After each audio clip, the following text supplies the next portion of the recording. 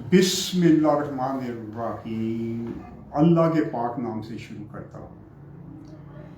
آج 15 اپریل 2022 اور جمعے کا دن ہے۔ ہماری آج کی محفل کا آغاز ہوا چاہتا ہے۔ آج کا موضوع خاصا اہم ہے۔ وہ موضوع ہے کہ غصہ، اس کی وجوہات، نقصانات اور علاج۔ بہت سے لوگ چونکہ اس کے نقصانات کے واقف نہیں ہیں، اس لیے میں کچھ تفصیل بتانے کی کوشش کروں گا کہ اس کا ہماری زندگی میں بڑا ہی منفی اثر ہوتا ہے، بلکہ بہت سے لوگوں نے صرف وقتی غصے کی وجہ سے کچھ ایسی حرکت کر دی کہ انہیں سخت پریشانی کا سامنا کرنا پڑے گا۔ کچھ لوگوں نے صرف گالی دینے پر دوسرے کو قتل کر دیا اور خود برسوں جیل خانے کی سلاخوں کے پیچھے گزارے۔ بے شمار ایسی حرکتیں ہوتی ہیں۔ غصے میں دراصل انسان کی عقل معاف ہو جاتی ہے۔ ہم چیزوں کو اس طرح نہیں دیکھ پاتے جس طرح ہمیں دیکھنا چاہیے، اور وہ صحیح غلط کو محسوس نہیں کر پاتا۔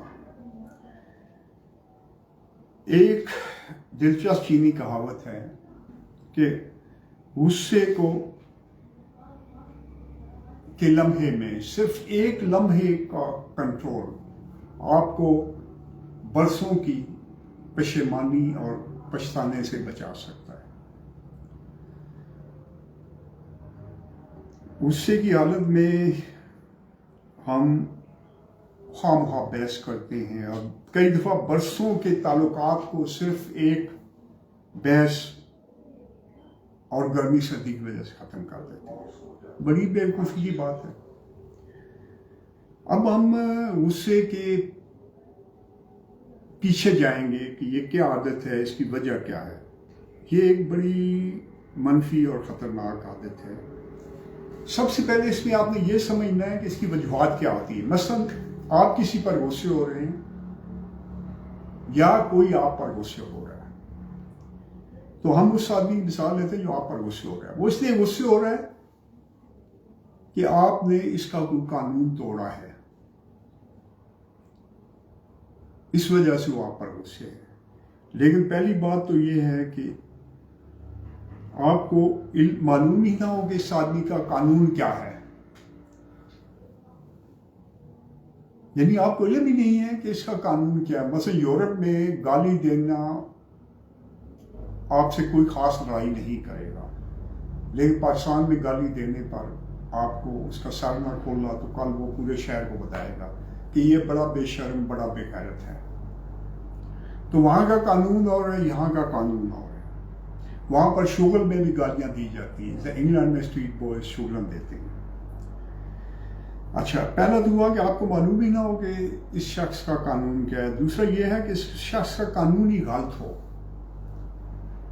یعنی قانون کی بنیاد ٹھیک نہ ہو۔ تو ہمیں یہ سمجھنے کی ضرورت ہے کہ آیا ہمارا قانون ٹھیک ہے، آیا دوسرا ہمارے جو قانون ہیں ان کو ٹھیک کیا جائے۔ دوسری طرف ہم لوگ اپنے غصے کو بڑھاتے رہتے ہیں۔ یہ ایک خطرناک عادت ہے۔ ہم اسے مسلسل سوچ کی خوراک دیتے رہتے ہیں۔ اس طرح غصہ ہمارے اندر بھرتا چلا جاتا ہے، اور جو چیز ہمارے اندر بھر جاتی ہے ہم وہی وائبریٹ کرتے ہیں، اور اس غصے نے کہیں نہ کہیں نکلنا ہوتا ہے، کسی نہ کسی جگہ پر۔ زیادہ اس کا علاج یہ ہے کہ غصے والی چیز کو سوچنے سے بریک کریں۔ یہاں پر سمجھانے کے لیے میں ایک مثال دینا چاہتا ہوں کہ زیادہ حساس بندے ایسے کرتے ہیں کہ میں بہت اگر حساس آدمی ہوں تو ایک آدمی نے محفل میں میری بےزتی کر دی، تو میں اس وجہ سے اس سے نہ جھگڑا، اس سے منہ ماری نہ کی کہ یہ محفل خراب ہوگی۔ لیکن کیا ہوگا کہ میں جب گھر پہنچوں گا، شام کو مجھے خیال آئے گا اور میں سوچوں گا تو مجھے بڑا غصہ آئے گا۔ میں دوبارہ سوچوں گا تو مزید غصہ آئے گا۔ مجھے خیال آئے گا کہ مجھے اس شخص کو گالی دینی چاہیے تھی، سخت لفظوں میں اسے کہنا چاہیے تھا۔ پھر غصہ آئے، پھر دوبارہ سوچا تو مزید غصہ آیا، غصہ اور گہرا ہو رہا ہے، تو خیال آتا تھا اس شخص کو منہ پر تھپڑ مارنا چاہیے تھا۔ تیسری چوتھی بار سوچا تو خیال آیا مجھے تو اس شخص کے دانت ہی توڑ دینے چاہیے تھے۔ چوتھی بار سوچا تو غصہ مزید شدید ہو گیا، مجھے اس کی ٹانگیں ہی توڑ دینی چاہیے تھی۔ اب میں اپنے آپ سے سوچ رہا ہوں، غصہ میرے اندر گہرے سے گہرا جا رہا ہے اور میں اسے اپنے پر حاوی کر رہا ہوں، اپنے اندر اتارتا جا رہا ہوں۔ یہی وجہ ہے کہ غصہ ہمارے اندر بڑھتا چلا جاتا ہے۔ اور اب یہاں مسئلہ یہ بھی ہے کہ میں صرف سوچ رہا ہوں، عملی طور پر کچھ نہیں کر رہا، اور ہر بار سوچنے کے بعد میرا غصہ شدید سے شدید تر ہوتا جا رہا ہے اور اسے کہیں نہ کہیں باہر نکلنا ہوتا ہے۔ اس لیے غصے کو شروع میں سمجھ کر روک دیں۔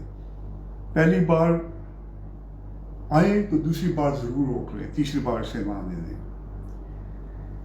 ہم اہم چیز یہ سمجھنی ہے کہ ہم اپنی ہر ایک عادت کو، ہم غصہ، لڑائی جھگڑے سے لے کر سیکس تک مختلف باتوں کو اسی طرح سوچ کی عادت، سوچ کی مسلسل طاقت دے کر اپنے اندر اتارتے چلے جاتے ہیں، اور یہ ہمارے لیے پھر کنٹرول سے باہر ہو جاتی ہے۔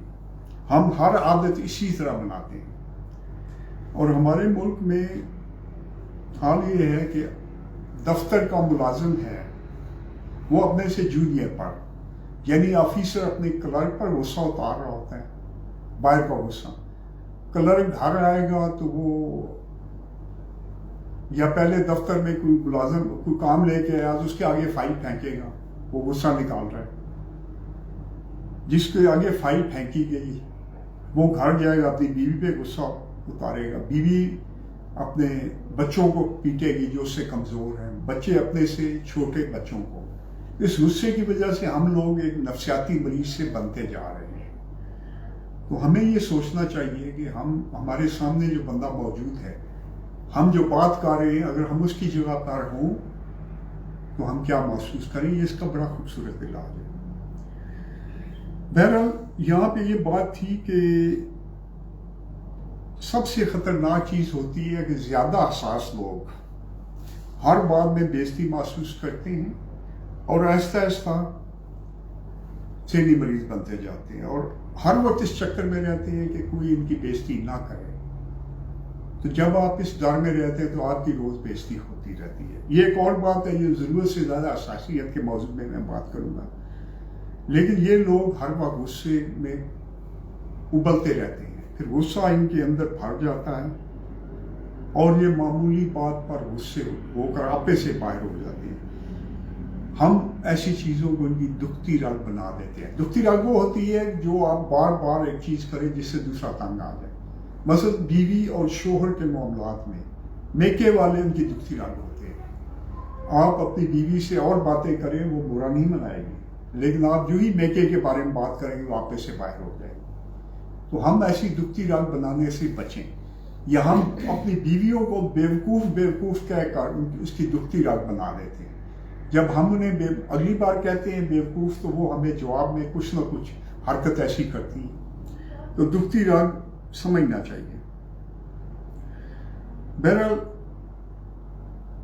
جو زیادہ حساس ہیں وہ اسی معاملے میں غصے کو اندر اتارتے اتارتے اس نوبت پر آ جاتے ہیں کہ آئندہ کوئی میری بے عزتی نہ کرے، تو پھر ہر وقت لڑتے جھگڑتے رہتے ہیں اور اپنے فیملی اور آس پاس کے لوگوں کا جینا حرام کرتے ہیں۔ خصوصاً شادی کے بعد جس گھر میں جاتے ہیں اس کا جینا حرام ہوتا ہے، اکثر ان کی ڈیورس ہو جائے کرتی ہے۔ پرفیکشنسٹ بھی اسی کیٹیگری میں آتے ہیں، وہ ایک علیحدہ بات ہے، کبھی میں اس موضوع میں بات کروں گا۔ اب یہ دیکھیں کہ اگر کسی پر غصہ ہو تو آپ کا ریئیکشن کیا ہونا چاہیے۔ سب سے پہلے یہ سوچیں کہ اگر اس کی بات ٹھیک ہے، جس بات پہ آپ غصے ہو رہے ہیں، کہ اگر اس کی بات ٹھیک ہے اس بندے کی، تو کیسا غصہ اور کیسا افسوس؟ تو افسوس تو نہیں ہونا چاہیے کہ وہ ٹھیک ہے۔ پھر اگر اس کی بات غلط ہے تو خود ہی مکافات عمل کے تحت اسے اس کا نتیجہ ملے گا، اور آپ کو الٹا اس بات کو برداشت کرنے اور فساد نہ کرنے کی وجہ سے ثواب ملے گا۔ اچھا، غصے میں یہ بھی ہوتا ہے کہ آپ کسی کو بددعا بھی دے سکتے ہیں. دیکھیں، جو روحانی آدمی یا عام آدمی بھی اگر کسی کو بددعا دیتا ہے تو دوسرے پر اثر ہوتا ہے، لیکن مکافات عمل کے تحت یہ لوگ واپس اپنی سزا پاتے ہیں. جو اگر آپ کسی کے لیے دعا کرتے ہیں تو اس میں آپ کی بھلائی ہوتی ہے اور آپ کی طرف بھلائی آتی ہے، لیکن بددعا دینے کی صورت میں آپ کی طرف برائی آتی ہے. ہمارے اکثر روحانی لوگ بددعائیں دے دے کر خود ہمیشہ مشکلوں میں پھنسے رہتے ہیں. تو آپ کو اس چیز سے بچنا چاہیے. اچھا، پھر ایک علاج اور ہے کہ ایک وجہ اور ہے کہ شکر گزاری کا نہ کرنا بھی انسان میں غصہ پیدا کرنے کی اہم وجہ ہے. شکر گزاری کو عادت بنا لیں تو پھر غصہ کم سے کم ہوتا چلا جاتا ہے. آپ دوسروں سے حسد نہیں کرتے ہیں، اور حسد نہ ہو تو غصہ کم ہوا کرتا ہے. اچھا، پھر غصے کے چند ایک علاج اور ہیں چھوٹے چھوٹے جو کیے گئے، جب عملی طور پر کیے گئے تو ان کا بڑا اچھا نتیجہ نکلا. مثلا ایک علاج یہ ہے کہ ایک تکیہ بنائیں اور تصور کریں کہ یہ وہ شخص ہے جس پر آپ غصے ہو گئے ہیں، جس نے آپ کی بےزتی کی ہے. اس تکیے کو ایک چھڑی لے کر خوب پیٹے. اس کی آپ بڑی فنی سی شکل بنا لیں. مثلا اگر اس کے کان بڑے ہیں تو اس کے کان ہاتھی کی طرح کاٹ دیں، تصور میں. تو یقین کر اسے چند بار پیٹنے کے بعد آپ کا غصہ اتر جائے گا. دوسرا یہ ہے کہ قصور کرنے والے کو اللہ کی رضامندی کے لیے معاف کر دیں. اسلام میں اس کا ایک حل بھی ہے. آپ صلی اللہ علیہ وسلم سے فرمایا ہے کہ اگر آپ کو غصہ آ رہا ہے تو آپ وضو کریں، آپ کا غصہ ختم ہو جائے گا.